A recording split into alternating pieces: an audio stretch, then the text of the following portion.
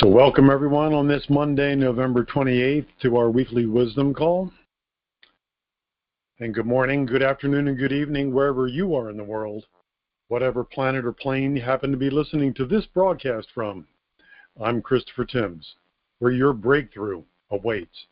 It is my joy, as it is my privilege, to sit here in the big chair each and every Monday afternoon, navigating our way through the limitless possibilities of life here on our weekly wisdom calls. This is where we take suggestions from people like all of you and put your ideas in the queue along with what I think is important to talk about, as I look to have my finger on the pulse of what's happening in the world, whether we're talking about mystical traditions, shamanic traditions, psychedelics, sacred geometry, the power of sound, world and comparative religions, social, political, psychological commentary of the day. We talk about it all. Nutrition, supplementation, diet, exercise systems. This is our unfiltered, unedited, uncensored, unabridged network. And this is our place to come where you can listen to ideas that are out of the box. You can voice your opinion without being concerned about being shadow banned or throttled down or thrown off of social media platforms. And as long as we play nice, which is the only regulation here, and be respectful of each other, the diversity of viewpoints, the diversity of our backgrounds gives us a richness and a depth to the character of our ongoing and ongrowing community. So today, what I'd like to do is talk to you a little bit about, first, you guys know that this Sunday I'm teaching a Sound Energy Dynamics class level 1 in Rockledge. That'll be at Island Breeze Crystals. It's a great place. Lisa's looking forward to hosting us there. Lisa has one of my Magic Carpet sound tables. She's a level 3 practitioner, and it'll be a nice group of people, some people coming back to review. And there's never a charge to come back to review any of my workshops.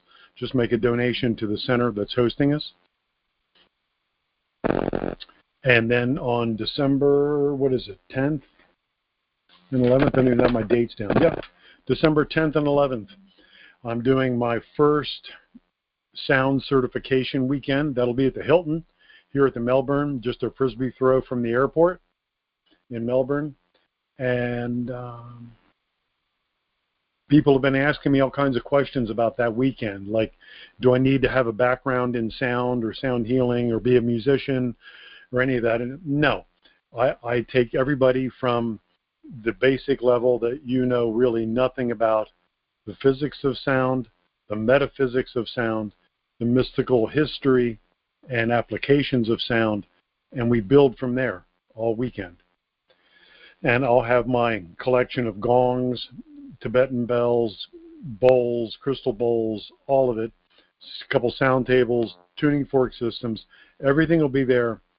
And at the end of the weekend, you'll know more about sound, and you'll be able to customize it to how you're interested in using sound, like whether you want to be doing toning or chanting, sounding, or tuning fork work. Whether you're a massage therapist and you want to get a sound table, however you want to use sound, by the time you get out of there, you'll understand more than most of the sound therapists that I've met all over the world. And I've been doing it for 35 years. Because it's an astounding thing as to how people let their creativity or their intuition, which is a great thing, just run wild. And they just end up doing all kinds of things which don't follow some of the fundamental principles. So, for instance, Mozart brought us great pieces of music, but he came in and had an almost instantaneous grasp of principles of music,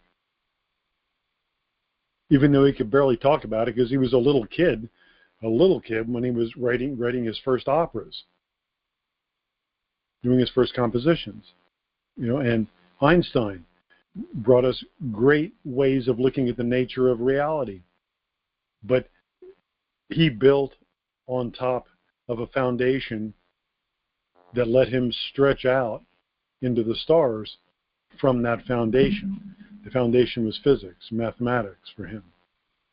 So what I'm looking to do with the weekend is to give people a basis for how sound works, how it doesn't work, and all the historical, mystical implications of it as it's been used all over the world.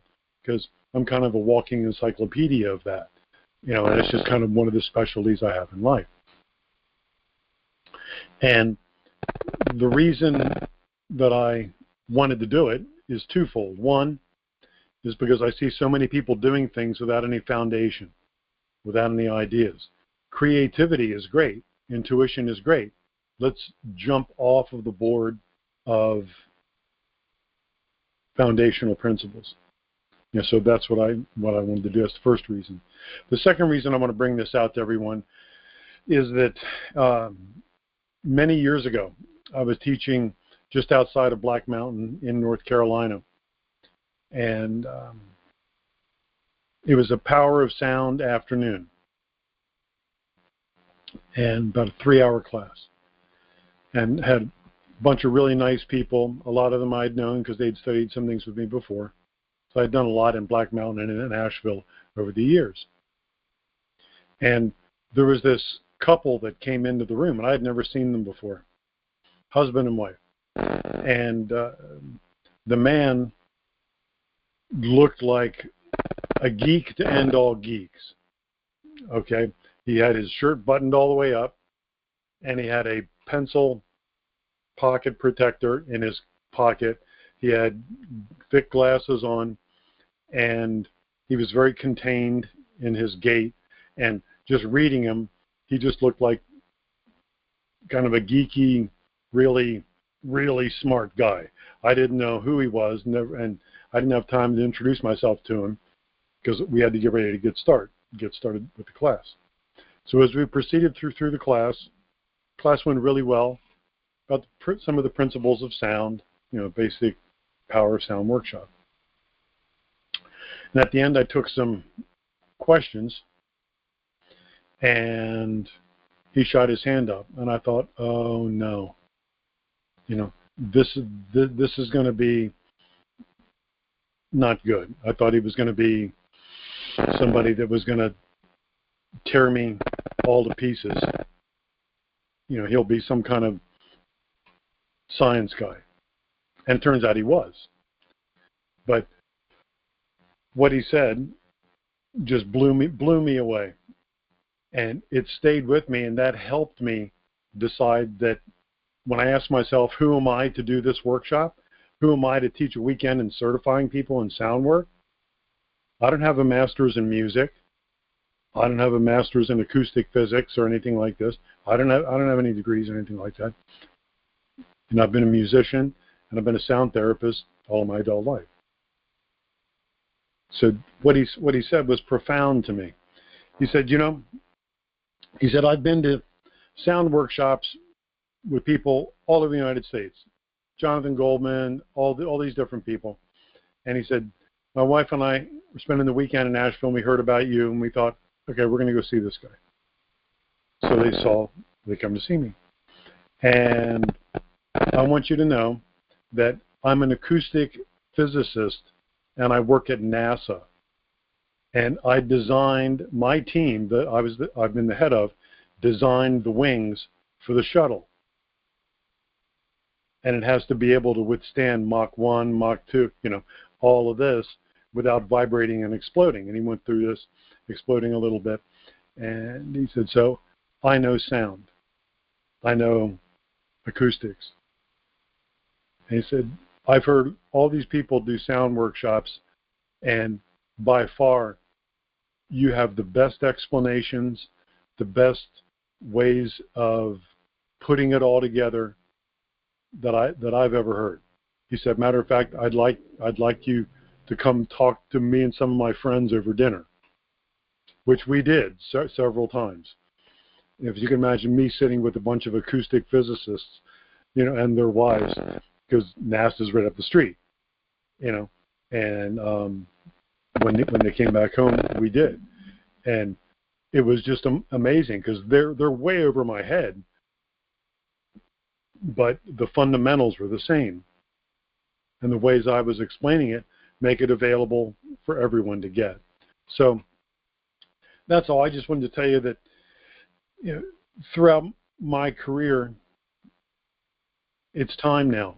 It's really time to help the next generations of sound therapists raise the bar, know what they're doing, and then bless everyone in their journey, if that makes sense. So that's what we're doing. And that'll be the last main live and in-person and virtual event for the year. So today, I'm bringing my friend and my colleague, Alexander Nemo, here onto the show. And Alexander and I met at a Spirit Fest Expo. The first one I went to, he's running around like a head with his chicken cut off, helping everybody, setting up things, do different things, all kinds of stuff. Because that's just what he does. And I soon got roped into all that too. And but he's a very naturally gifted man, and his psychic skills, his common sense spiritual approach to things just made us really instant friends. Our first expos together, we were kind of opposite each other, and he would come mess around with tuning forks and then run back to the table and go do readings and stuff. And we got to know each other only fleetingly, because he'd be slammed all weekend, I'd be slammed all weekend, and then you kind of fall into your vehicle and just drive home. You're just shot. So we only got to know each other professionally until we had a few meals together with some of the other wonderful people from Spirit Fest, and then we just got to where we could relate to each other, kind of get a feel for each other and know each other. And one of the things I've been wanting to do for a while is to get him on the program so you can all meet him.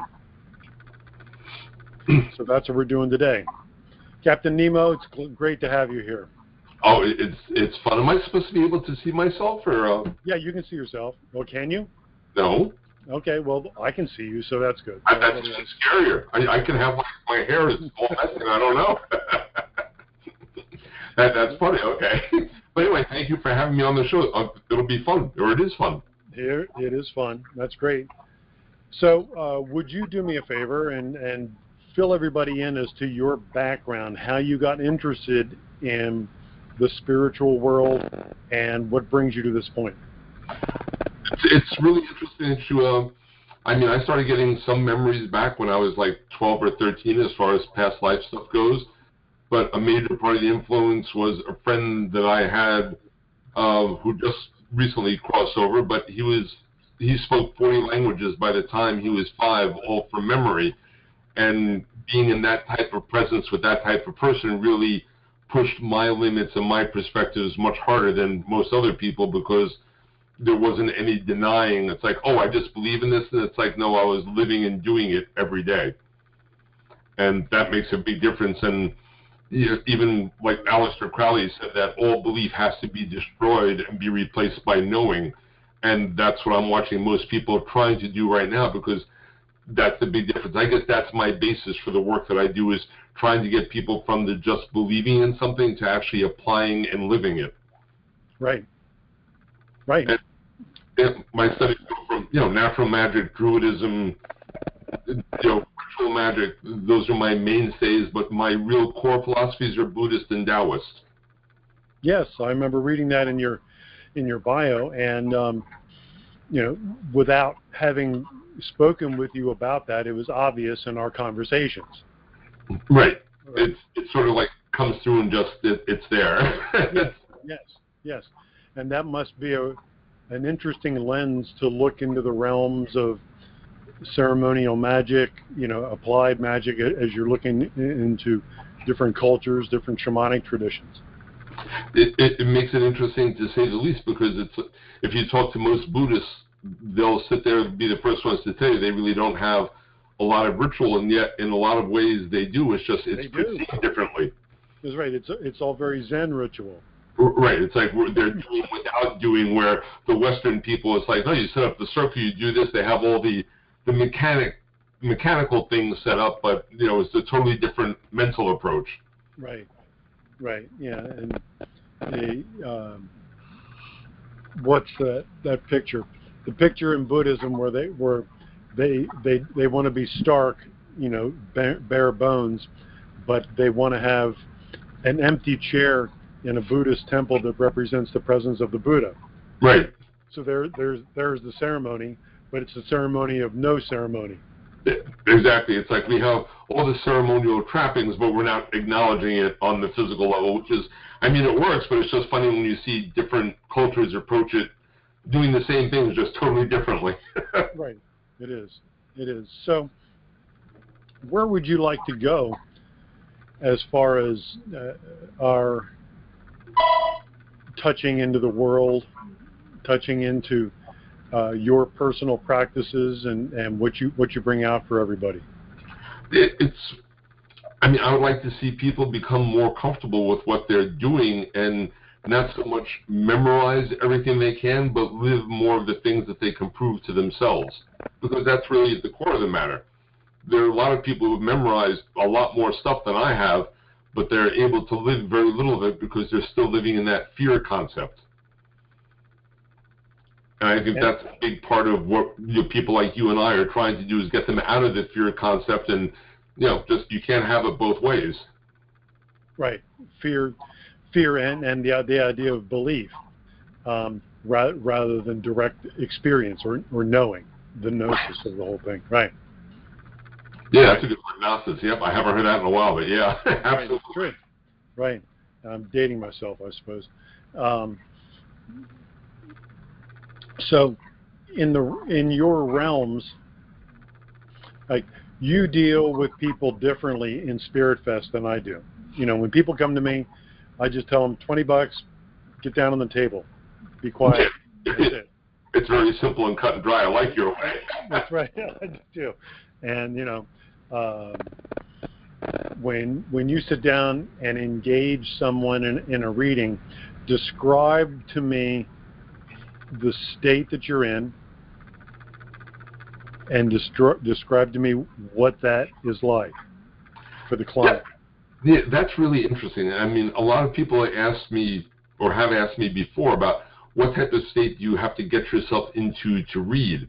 And it's because of the way I approach life and my philosophical base, I'm never really out of that state. You're never out of that state. That's right. I have to work to shut down sometimes. This way I don't get overrun by other, energy that I'm seeing or dealing with. But to be in that state, I'm just always there. Some people will push that further because I have to go in deeper, but then it's still a matter of, that state, that part of that divine spark, I'm always trying to be aware of. That's how I try to perceive the world the best that I can, is with that concept of, okay, this is illusion no matter how crazy it gets. It's like, what's going on? But trying to maintain that center all the time, or be, as we discussed before, so important to have people be in the moment rather than worried about something in the future or depressed about something in the past. Right. And that's really important for everyone to get. See, one of the marks of an authentic spiritual teacher, everybody, is that they don't have to drop into a state. You don't have to go into a trance. You don't have to do this, that, or the other thing. All you have to do is just be who you are, and you can teach, you can do readings, you can do the dishes, you can do whatever you're going to do, and it's the same person. Right. It's the same person. And one of the things that I saw years ago, when I was doing the Whole Life Expos and the big and the Universal Lightworkers conferences from years ago, was that I was on the a second tier of speakers, and during that time it was Wayne Dyer, Deepak, people like that were on the first tier, and we would all be together in the VIP room. So this was my first tastes of being around any of these people when they were off stage, right? The only one who was the same on stage as off stage, which is what you and I are talking about here, was Greg Braden. Oh, okay, yeah. Greg Braden was the exact same guy, with his boots and his cowboy hat, and everything. When he was off stage, talking with you like a regular person, just like when he's on stage, you feel like you're sitting in his living room around a fire having some coffee. That's the way it should be. And that's the way he teaches. He's in the same state. So I wanted everybody to really, really glean that from what you were saying, because it's so important. Because you don't want to have to leave this state. This state is your natural state. In Tibetan teachings, it's called your primordial state. This is your primordial state, your natural state. Why would you ever want to be out of this state? Right. And that's, you shouldn't be. But, I mean, it's always, we all slip back and forth sometimes, but the trick is to catch yourself and develop that awareness where you catch yourself and you laugh at it and say, oh, I just went there again, or I got caught up in this, and that's the hard part, but that's part of the learning process. It is, and that's a journey of self-awareness, because you can't do that if you're not self-aware. You fall and you have no idea you've fallen. Right, and I always tell, or people say, just like with you, it's like, oh, you're so good at what you do, you're sensitive, no one's done this way, so why are you good? I'm like, I'm really good because I know how stupid I am. That's the bottom line. I know how much more that I can't even say that I have to go, but I understand what I can't do that I've seen done, or what, that I grew up with, and it's a long way to go. Right. Einstein called that same thing, Nemo, rest points in eternity. In one of his personal writings, he said that that when you would climb a mountain, we're climbing a spiritual mountain, and you come to a plateau. The plateau gives you a vision of what life is all about. Right.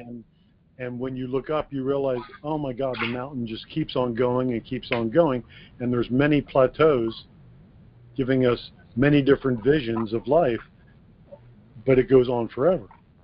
And I think most people get lost at that concept because they think, I call it the firecracker syndrome, where someone who's just beginning a spiritual path, or has even traveled it for years, it really doesn't matter, and they'll have an experience, and all of a sudden they think they've arrived, they're enlightened. That's because they've never had anything bigger. So it's sort of like a kid playing with a small firecracker and think that small firecracker is the best thing in the world because they haven't seen an M80 or a mortar or experienced it. Right. And even in the Bible, it's like, in order to gain enlightenment, you have to keep the mind of a child. You have to understand that your reality is going to get shattered every time you go up to that next concept, and you have to sit there and say, really? I have to start again because whatever I thought was true is now no longer the same, and now I have to start refocusing. Right. And that's great. And that scares a lot of people, and that stops them from continuing their pathway easily. That's right. So what would you suggest to someone as a fundamental spiritual practice to add to their recipe that they already have going? What if someone comes up to you and says, I don't even know where to begin, there's so much here, like on the psychic smorgasbord kind of a thing, Oh, yeah. It's so crazy because, all the tools are great, but in essence, for the most part, you really don't need any tools. Understanding your connection to the universe. I always recommend any type of past life work that a person can do is great, because every time you get a past life memory, even if it's a small sliver, I call that you get to taste immortality. And once you start tasting immortality, the illusion of the permanence of this place starts falling away. So that to me is a big thing, because you realize that if you don't stop, then everything here is just transitional. And that's a big thing, to get into that feeling of, whatever it is isn't going to last. Or get people out of the blame concept, just like, oh, I've never done anything wrong. Okay, well, maybe not this cycle, but 200 years ago you were probably a mass murderer, so, there's payback. I had a guy that was 42 years old, and he's had 18 cars stolen from him. And it came up in past life work that he was a horse thief, and, that karma was just balancing out. People kept stealing his horses. That's just a riot, isn't it? I mean, so when someone begins to realize those things from insights that you can share with them or that they get on their own, mm-hmm. how does that begin to improve their lives?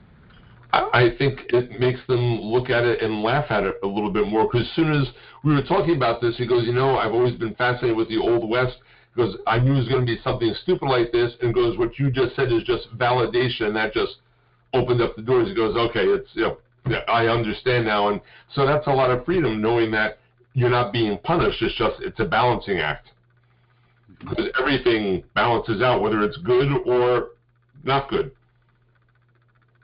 And people lose track of this, and people hold on to so many things that they need to be able to let go of. And I had a high school girl, 16 years old, and when I read in one of the malls, a lot of the high school kids come in for oral readings.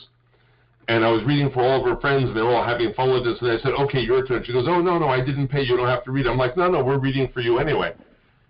And the reason I wanted to read for her is because in her aura structure there was heavy bands of medication. I said, you just started medication as either a mood stabilizer or an anti-anxiety, and she starts crying. She goes, oh yeah, I had to go because they thought I was sick. And I said, okay, don't worry about the definition. I said, but from what I'm looking at, it looks like if you're in the room with a whole bunch of friends or family and they get up to go and get something or go out to the next room, you break down and start crying. She goes, oh my God, how'd you know? I said, that's because somewhere around 1940, you were in a farmhouse and your grandmother sent you out somewhere to get something from the barn, and by the time you came back, your whole family was wiped out in a bombing raid. So whenever you're alone, you feel this. She goes, but that doesn't make any sense. I'm like, you're not broken and you're not sick. It's just that this is still the subconscious stuff that's playing with you that you're not aware of yet. And that's an important thing for people to start understanding, that we are much more than just what happens here and now. Right. And that's an immense amount of freedom, because then I got the mother to connect with the transpersonal psychologist, and she's off the medication and dealing with the anxiety and the stress, but at least now she has a direction. And sometimes that's all you need is a direction. That's it. That's so great. And it allows her to be more of who she is now, rather than being tethered to just having those specters or ghosts of what was haunting her. Or even worse, being defined by other people's limitations of what mental health is. Right. That's right. And just like, how many times do we send people each other? It's like, you'll send me someone for a reading, I send someone to you for a sound healing, because we both get people to a certain spot. Sometimes they just need that different nudge to get them to a different level. Yes, I remember that one lady in particular. We talked about it at dinner, and everybody was astonished because they didn't know what the heck we were talking about. Right. You sent her over to me, and I got about up to her third chakra, and this thing lunged out of her at me. Mm-hmm. Remember all that? Oh, yep. My God. And it was, her whole body went through a catharsis. It was like The Exorcist, and that's basically what it was. It was a sonic exorcism. Yep. And, different techniques, and it's like it all leads to the same place. It's just you have to find that puzzle niche for that person. Right. And,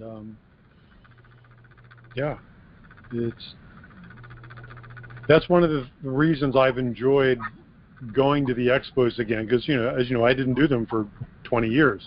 Right. Is to be with that many people and to put my skills out there to see how quick I can help somebody, and then turn them loose and go to the next person, just to see what I could do in this chapter of my life. It makes a big difference, giving a person a direction or that first foothold. And just like I give away like a suggested reading list of all cool books like, Illusions by Richard Bach and Way the Peaceful Warrior and Many Lives, Many Masters, because a lot of these people don't know where to start, or they think that it's, oh, I have to memorize all these rules. It's like, it's not about the rules. It's about opening your eyes. That's it. No, and that's great. And being accessible is all part of that authenticity, being real for you. And I'm just kind of thinking out loud with all of that, in that as you're wandering around the expo, helping people, as you do, then people see you and they feel what you're all about. And that's really it's really a nice endorsement, really, of you and your work and all of that. Well, and that makes a big difference. Like, I've seen people do the same thing with you. It's like they'll come by our booths and we both ask them, well, have you walked around the whole expo yet? And if they haven't, we both recommend them all walk around because someone else may fit you better, and then they'll end up back like, no, you're the one that works for me. Right. Because everyone's got that vibrational key. It's just a matter of some people aren't ready for what I'm going to tell them or what you're going to work with them through because it's that fear factor. Right. And yeah, I turned a number of people into the expo. The last expo I did, I was in the main entranceway of the area. Everyone had to come right past me, and people would stop and talk and look at what I was doing, and I'm tuning people and I'm talking to people, and I told them, just go wander, go check all this out. Don't worry about this right now. Right. And after you've tasted everything and looked at everything, then come back and here's some chairs right here. Just come down if this is what you want to do. Right. And people get very there's just, you're not out to sell someone. You're just out to you'll be there, and either you'll work for them or you don't, and that's fine too. I mean, every now and then you run across people that I've hit people that I can't read for that they'll sit down in their chair like this. It's like, oh, so a little defensive, are we? Right. It happens. Some people are they're very tense about their reality or thinking that they have to let go of it in all one big shot. Right. And for that person that wraps their arms around themselves, they've brought themselves to that point. No one held a gun to their head and made them sit in a chair.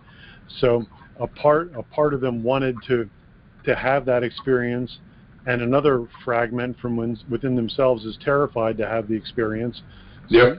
You're watching it, trying to do the mental gymnastics with it to figure out how best to serve them.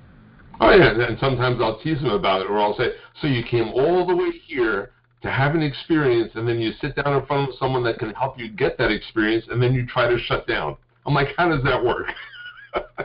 That's right. Because, a lot of it is humor, just like, well, you see me read. I'm ruthless with people. Because, when the death card comes up in the tarot deck, it's like, oh, I'll look and say, did you already pay for the reading? Because, I don't know if you're going to make it. And it's like, oh, you're not serious. I'm like, no, but it's funny. Right. See, that's great. That's just great, because that shakes up all their concepts of what the spiritual teacher is really all about. No, spiritual teachers, true ones, are absolute tricksters and technically liars, because we can't tell them what we know. We just have to tell them what they need to know, or what we think to get them to the next level, whatever that is. That's quite true, and it becomes a very precarious task. Yeah. So, yeah. what kind of workshops are you looking at doing? Now to the end of the year, what do you got? Well, I'm still going to be doing the Foundations of Tarot, which is an introduction to the psychology, let's say, and energy of how tarot cards actually work, so people can get a much better understanding. And I'll probably add another segment to that pretty soon, where we'll start getting into more detail about some of the actual cards. And then I'm going to start one based on the book, The Magic Beginning the Path one, which explores the real concepts of, we're trying to unfear or take the fear out of concepts like magic, the occult, symbolism, and get people down to, this is what this really means. I mean, show a person a pentagram and they freak out because they don't understand the symbolism. Correct. But once you go through it, so those are the 2 or 3 main workshops that I'm going to be focusing on, and And thanks to you, I have a new toy to be able to offer it online too. So that would be cool. Right. Yes. Yes. I'm doing workshop. Sorry, Tower Workshop will be at Spirit Fest in January also. You'll be teaching. Yeah, that'll be. Will that be of the same content, the same duration, or a shorter version? No, it's still the 2-hour one, and that's going to be on, I think, Sunday at noon. I think. At Spirit Fest. Yep. And do you have any idea when you're going to teach the one online yet in December? I'm working on that because I'm trying to decide if it'll go well before the holidays because everyone's usually busy shopping for everybody else. But I guess it won't hurt to try it. Maybe around like the 17th or 18th, somewhere in there. And how much do you charge for that?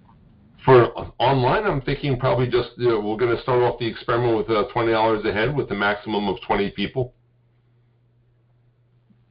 Because that way you still can serve everyone and answer all their questions. And I love one-on-one questions are really what makes it all worthwhile because everyone has questions that not only for me but also it's the same question that someone else wants to ask. That it does. People love listening to the Q&A portions of all of my workshops. Oh yeah, always tell me that. And for me, it's like I'm waiting. My best times are when someone asks me a question from a perspective that I haven't thought about, and I'm like, wow, that's really good. I have to think about how to answer that because that new twist may open up new doors for me because it works both ways. Correct. And those are, that's another mark of the authentic teacher. Some of the most powerful words that you can ever say are, I don't know. The 3 most important words in education are, I don't know. Right, I don't know. Right. And that immediately harmonizes you with everybody in the room. Because they feel like we are on the same field, but they feel closer because people keep on putting people like me and you up on this pedestal. I'm like, no, we just have a little bit more memory. We've done this, but we're still in the learning process too. It never stops. That's right. And then of course I'm doing the readings, so that's always good. And we're offering a reading special for your people. All right. What are you doing? So we're doing 30 minutes for $40, and however they want to contact me, either through your connection or by going to my website or whatever, and just mention the show, and they'll get the discount. And I put your website out in the email and on social media, but why don't you give it to everybody again? Oh, it's Alexander Nemo, all one word, .com. Complex. No, very complex. It's hard. Yeah. I went with the simple this way I can remember it. That's great. Very good. And that's for a half an hour. Right. And when you do a reading, whether it's online or in person, do you do a direct reading? Do you do cards? Do you do a regression? Do you do a approach depending upon the person? What do you do? Yes. Or whatever that person is going to bring up out of me or whatever pops up, just, it's like even mediumship if someone pops in that I can see and make connection with. But I took that off of my business cards because otherwise people come in with like 5 vials of, relatives that have passed away, and I was like, I need to talk to Uncle Henry. I'm like, it doesn't work that way. Right. That's right. I can see why you would want to take that off. Oh, yeah. And I don't want to disappoint people because sometimes you can't find someone. Out there is a big place. It's just like this universe here. So that would be great. You can finalize your dates, 17th through the 18th, $20 for a couple hours, and that'll include some Q&A. That'll be an online class. And they also get the whole PDF from the class too. They'll get a complete write-up of the class that we're doing right there that'll be shared during the class. That's right. Now, is that the same class that Yolanda took from you when we went down south? Remember, she went down south? No, she actually did the, I don't remember. I think she did the Magic Beginning the Path class, I think. I think she did that class. Yes, yeah. That's the one I think she did. That's still in its infancy stages. I'm still struggling with trying to get the right information in the right spots for that, because it's such a big area that people, especially beginners, want to know what the mystical realm is all about. Because a lot of them think it's just, oh, you read the books and you memorize and you become enlightened. It's like, yeah, no, it doesn't work that way. No, it's you disregard more of what you've read anyway. Pretty much. It's just kind of some of the cool quotes and fun things that mean something to me I have in my head, but the 500 books I have in my library around me, no. Stuff. Yeah, you buy a whole book for just those 2 pages that you actually needed to read. So many of them that's true. Yep, it's always like that. I mean, I can't tell you how many books I've purchased because they fell off of a shelf in front of me at a bookstore. I'm like, oh, fine. For sure. The universe said, here, you need this. Plink. It's like, all right. Right. And so let's shift gears for a little bit, if that's okay with you. Oh, you're the boss. As we're moving from the age of Pisces into the dawning of the age of Aquarius, right? As we're moving through this time, a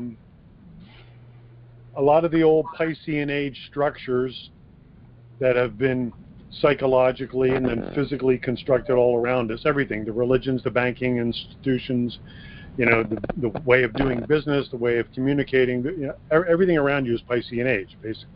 And all of those structures are not able to be malleable to the frequencies of the age of Aquarius as we ratchet our way further into those frequencies now.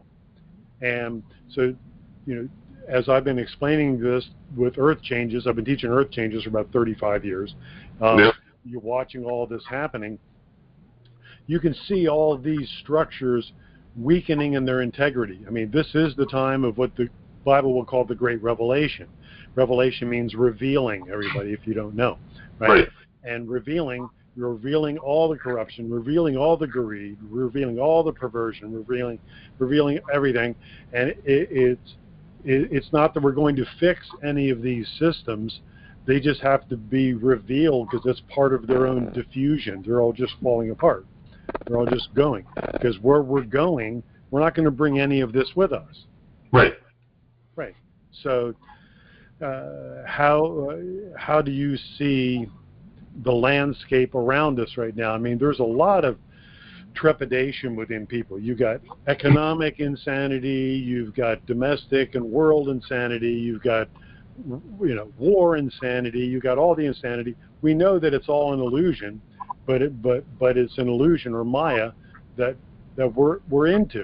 I mean, it's a simulation, a video game. We're all the avatars in the game, but at the same time, we're in it.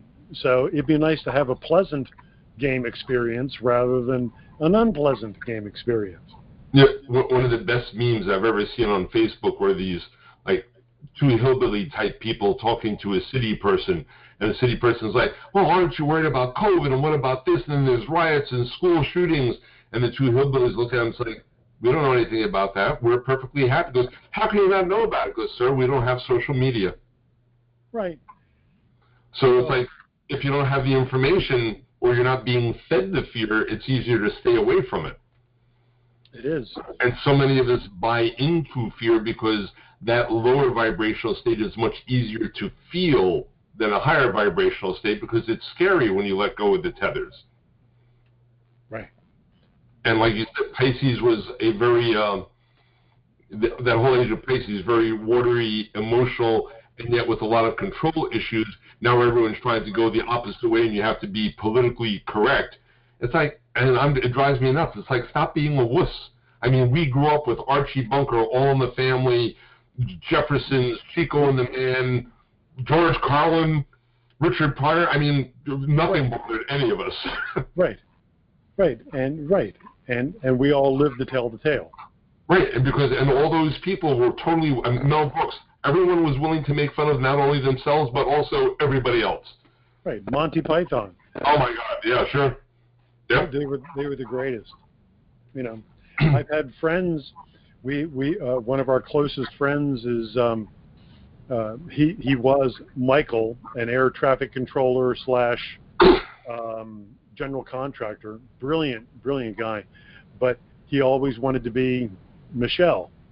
So you know, he transgendered, got the surgeries, all that kind of stuff, and we've been close friends with her. You know, all these years too, right? And now, and Michelle got totally flipped out with me because I posted a meme or a video clip from Monty Python about the guys talking about one of them wanting to have a baby, and he couldn't have a baby because he's a man. Right. You know, and I just posted it because of the absurdity of what's happening in the world, where you have senators and congressmen debating the feasibility of men actually conceiving and having a child, and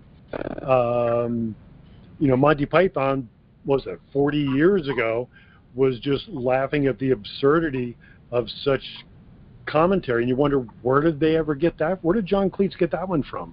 Yeah, exactly. Where did that come from? Right. You know, but it was brilliant. But she got really upset with me. And I said, but it's true. I said, people are losing their mind over all this stuff because it doesn't make any sense.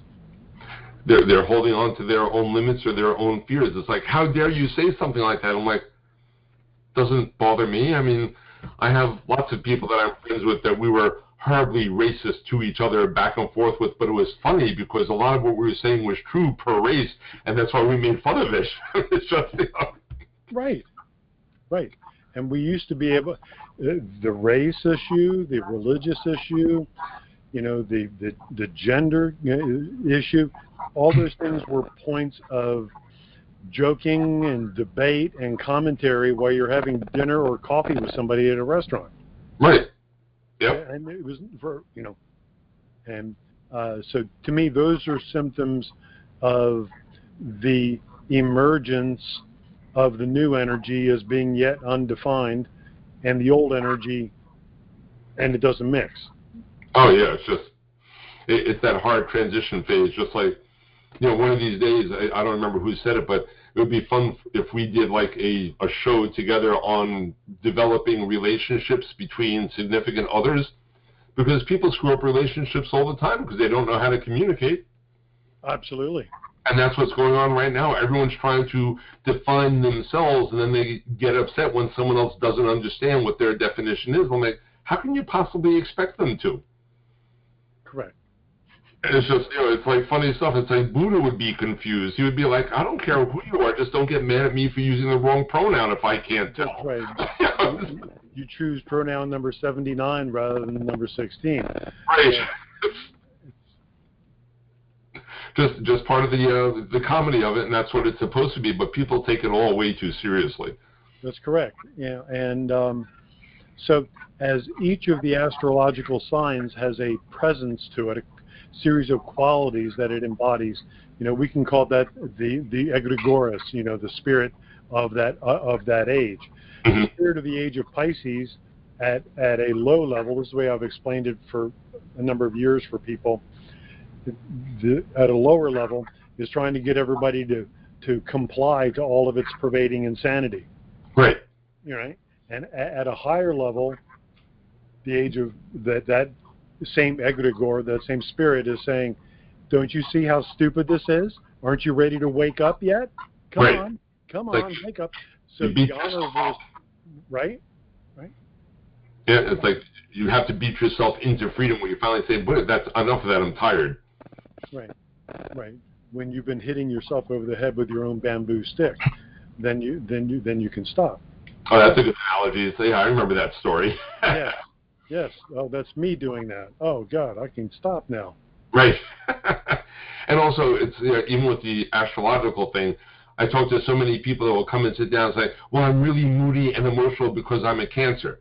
I'm like, no. I said, you're a Cancer because you're moody and emotional. So the astrological sign doesn't define you. It describes what you came in as. Now it's your job to recognize that and work through it and move up to the next stage. That's right. Because otherwise it's just, well, I'm that way because I'm this. It's like, no. I mean, my wife always used to tease me. She wanted to know why I wasn't dead yet, being a triple Scorpio. She's like, why aren't you dead yet? I'm like, I don't know. She goes, either you're going to be a great mystic or a serial killer. Right. I like the great mystic better.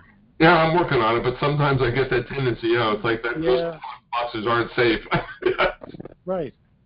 Yeah, you look out in the world and you just see the pervading insanity of the whole thing. And, insanity is a good word. Yeah. Yeah. So,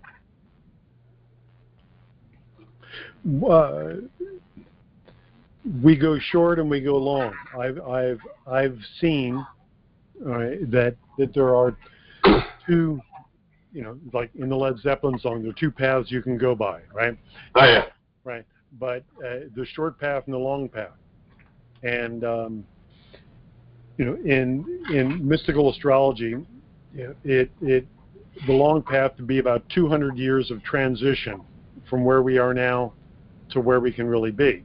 Mm-hmm. And the short path is that in our generation of people, we'll see this transformation occur. We'll walk with it with all the younger people, and we'll walk with them into this new world. Now, I like that one a lot better. Oh yeah. Because I know what the 200-year one looks like, and that one doesn't really appeal to me too much here. And I think that if the honorable spirit of Pisces is doing a strong enough job of trying to slap people around and go, you see how stupid this is? Do you see how stupid this is? Do you want me to put some more itching powder on you? Yeah, right. Are you ready to wake up yet? Right. Yep. And that's kind of how I see things. They do it. Most people or civilization or groups do it to themselves. I mean, it's like, it was terrible. The hurricane hit that area. Okay, but it wasn't something that those people karmically, and it sounds horrible, that they didn't agree on for some reason. Just like now we have Mauna Loa erupting in Hawaii. In Hawaii, right. Yeah, that's a big thing, because I've been talking about this with my people for a while. Say that's part of the ring of fire. That's like the safety valve, and it's better that Mauna Loa goes than something else that could really be majorly catastrophic really quickly. Right. But people always forget about this. It's like, but what about the people that might get killed? It's like, well, no one really dies. That's the whole problem. But that's the concept. It's like, what happens if those people, let's say on the extreme whim, sacrifice themselves in order to save a million other people somewhere else in the world? And that was their karmic out for something else. It's like, the pictures are so big that you can't put limits on it. Right. But it's just our limits and fears what create that horror and terror more than anything else. It comes back to the fear that you were talking about earlier in our discussion that impedes people's progress on the path at all. Right. Yeah, because they think it's, you can't eat meat, or you can't do this, or there are all these rules. It's like, no, it's whatever your spirit brings up to you that you are comfortable with living by, not what someone else tells you it is. Right. That's it. Each of us is the way and the truth and the life unto ourselves. We have to discover that. Right. That's our own journey. I think it was, and I'm terrible with Bible quotes, but I think it was Paul who said, once you're truly moved by the Spirit, you are bound by no law. Right. That's right. And that's when you're... a big statement. That's right. And that's true. And bound by Spirit means that you've liberated yourself, from this world. From Buddhism or Hinduism, that would be Jivan Mukti, that state of liberation and freedom. Once you've seen that, got glimpses of that, then you're taking great strides towards freeing yourself from this self-made purgatory. Right. It's like, but your friend just died. No, they didn't. Their body died. I know where they are. They'll come around again. We'll run into them again, just like they make believe they're in Europe and they lost their cell phone. They just can't talk to them. Right. Because it's like, I see so many people in our realms that get freaked out when something like that happens. It's like, a long time ago when my wife crossed over, a God form literally came to me and said, stop being such a wuss. You can't have it both ways. Yeah, I remember when you told me that the first time. That's right. And getting hit in the, right between the eyes with an axe, but it was totally true. And when a number of years ago, I was doing, I had begun to do telesummits, right? Were you familiar with what the telesummits were for metaphysics and stuff? Yep. I did all the big ones, and I tried not to do them, not on purpose. I just kept not returning people's phone calls because I didn't know who they were. Huh? Right. How unusual. How unusual, right. And so I was on, at that point, it was the biggest telesummit for metaphysics and New Age stuff in the world, Jennifer McLean. Oh, okay. Yeah.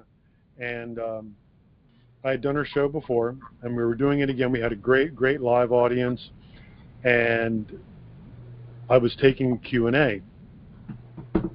And I had explained that I was in Delaware at my mother's home with my family, and my mother had just passed away the previous morning, 3 o'clock in the morning. She had been ill for a while, and she was sad. And Jennifer asked me how I was feeling about all of that, and I said, "Well, I'm really sad." And she said, "Well, okay." She let me just go, and then we shifted gears. But then people from the audience called and said, "Well, you're Christopher Tims. You're like this spiritual teacher guy. Why are you sad that your mother died? You know she didn't die." I said, "Yes, I am all of that, and I know that, but I don't get to kiss her face tomorrow morning. I don't get to hold her hands and look into her beautiful blue eyes, and I don't get to hear her voice in the physical world say my name." Right. You're missing what was here in the physical. That's all. And I said, "But no, she's not really gone, and I'm really happy that she's passed, because my mom was a very physical lady. She was outside chopping wood in her 70s, and walking the dog 2 or 3 miles a couple times a day, and all those things. And for her to be debilitated was not. Was that what you wanted? Yeah. Not what you wanted. No. So I just wanted to mention that to everybody, because we need to be able to feel the feelings, but understand what you're feeling. You're not missing them because they're gone, because they're not gone. Right. They're just on the other side of a door. Yep. What you're missing is that you're not there standing with them, holding their hands.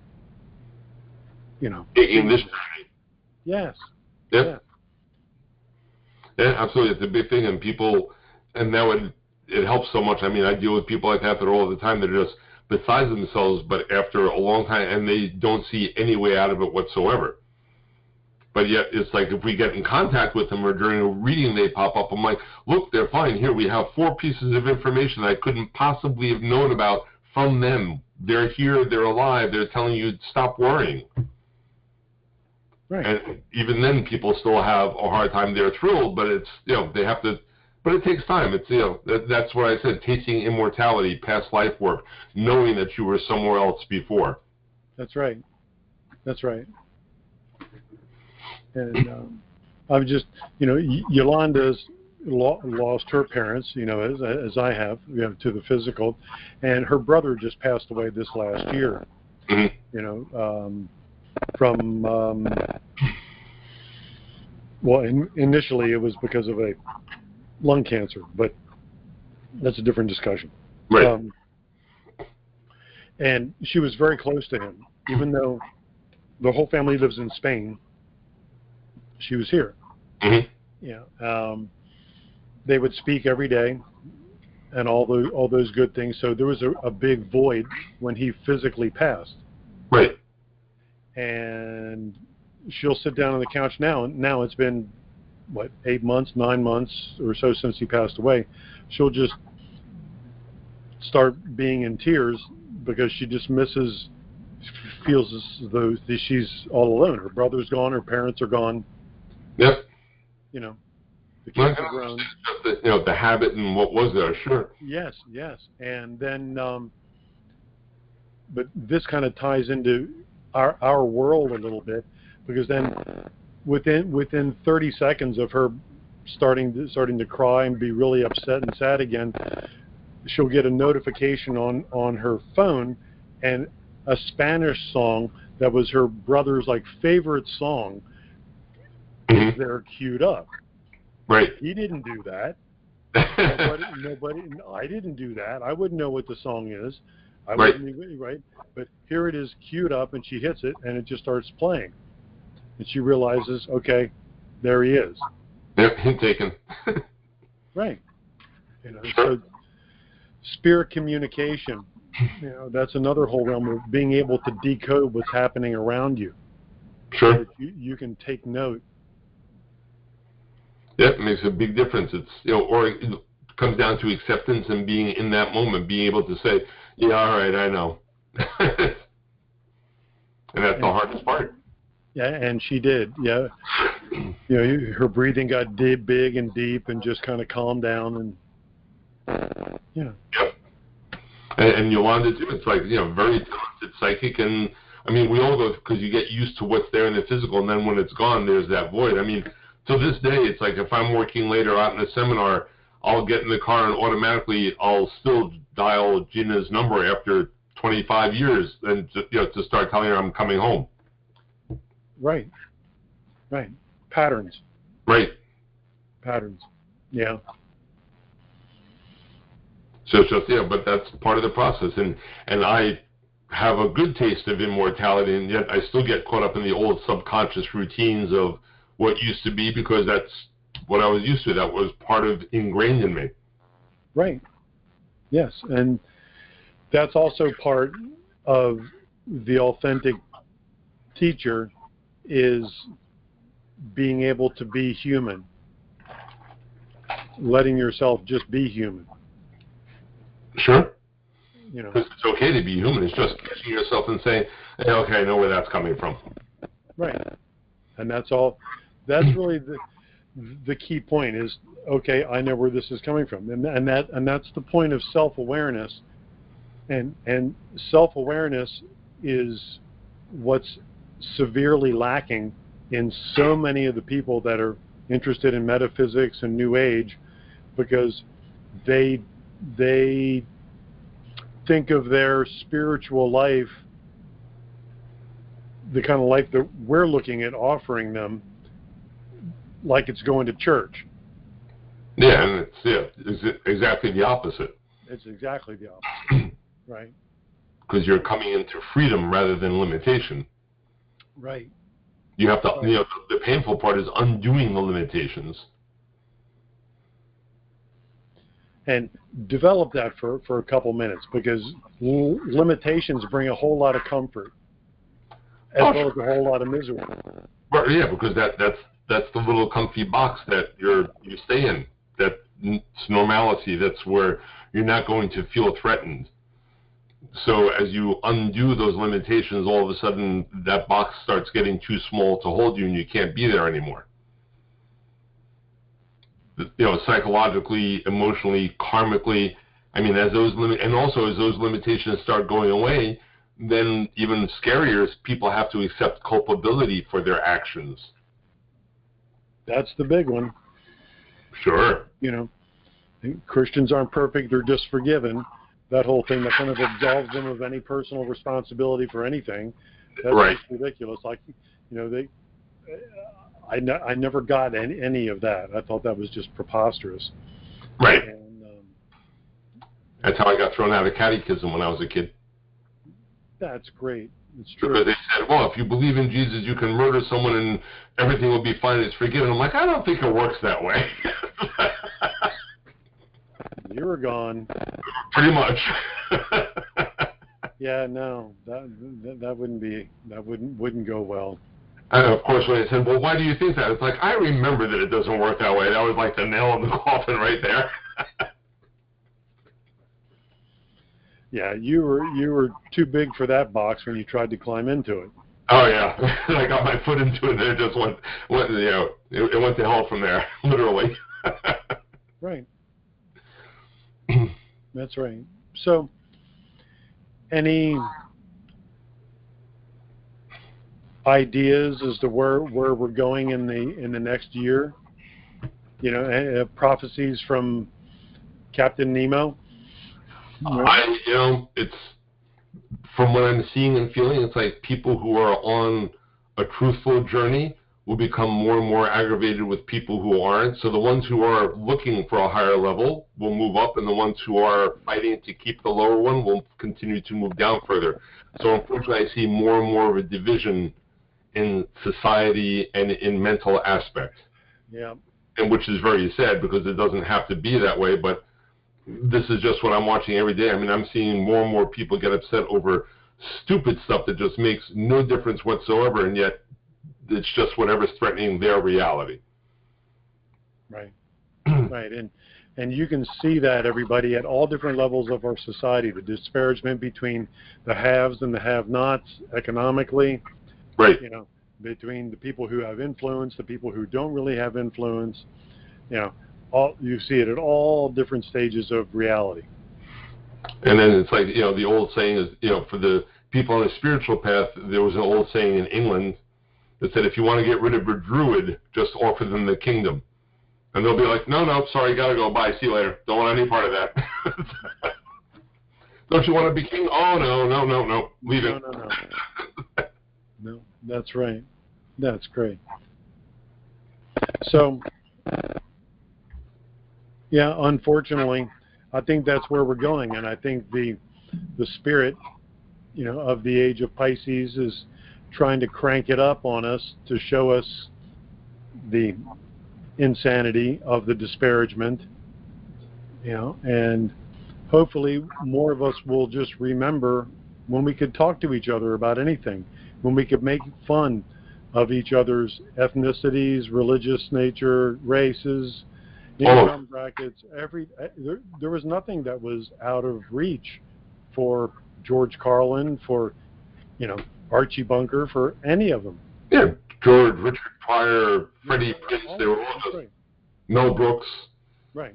I mean, come on, he lambasted the Jews more than anybody else, and he was Jewish. I mean, it was just he was Jewish. Everybody. I mean, look at his movies. He had everybody in the movies. No matter what nationality, they were all in there making fun of each other to the most that they possibly could. Right. But now everyone's trying to grab onto each other's ropes, and they're holding onto it, and then they cry when they get burned. It's like, don't grab onto other people's ropes. Right.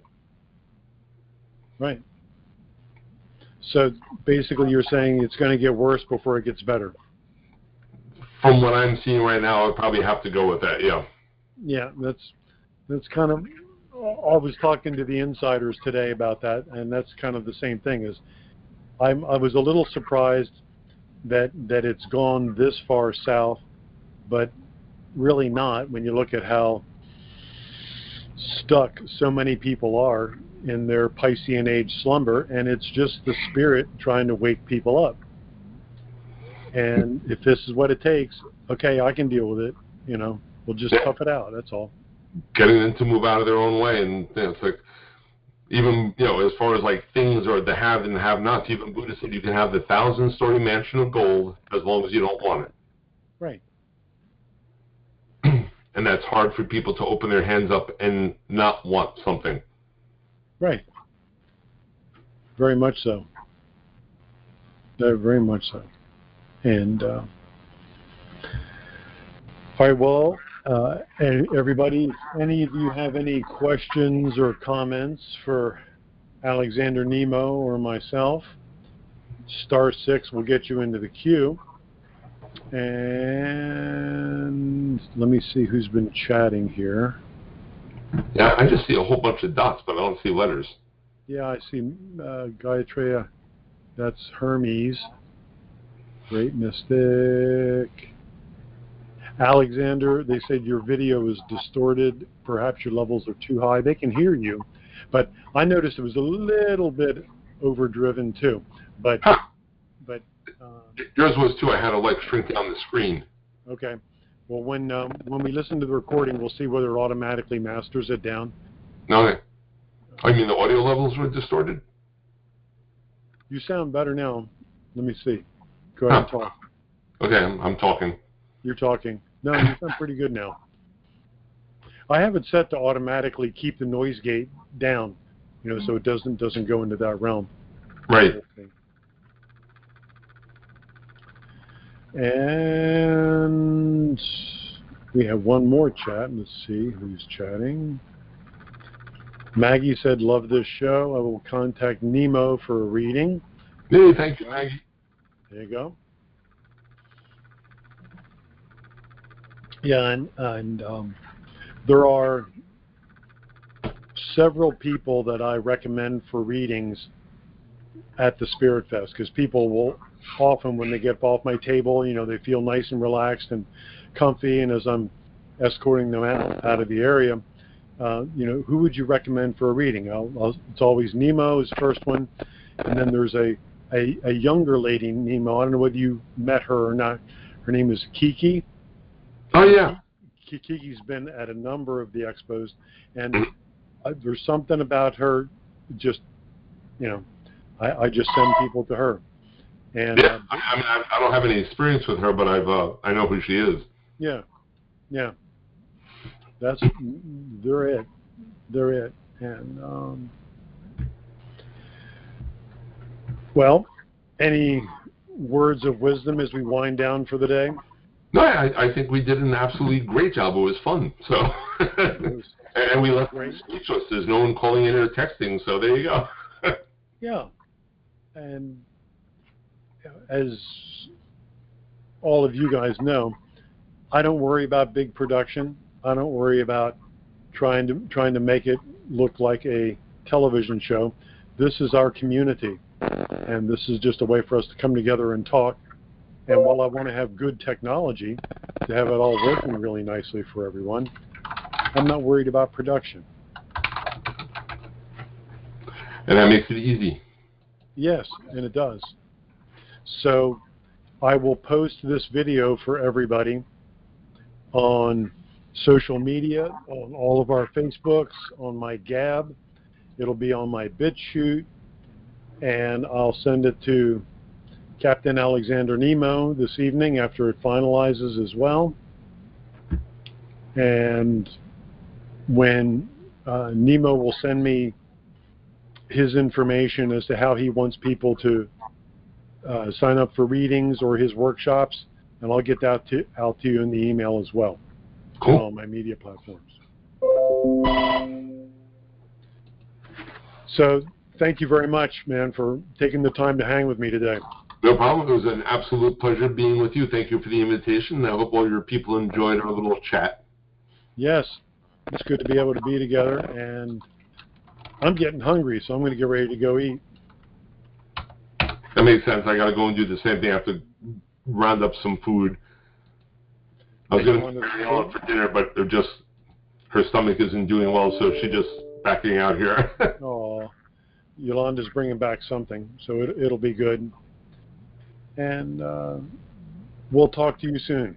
All right, sir. Have a great night. I'm just going to click my little leave button and let me know if it was... Oh, I see. Okay. And let me know if the audio was okay. Have a good night, Mr. Christopher. Thank you very much. Take care, everybody. Baraka Bashad. May the blessings be.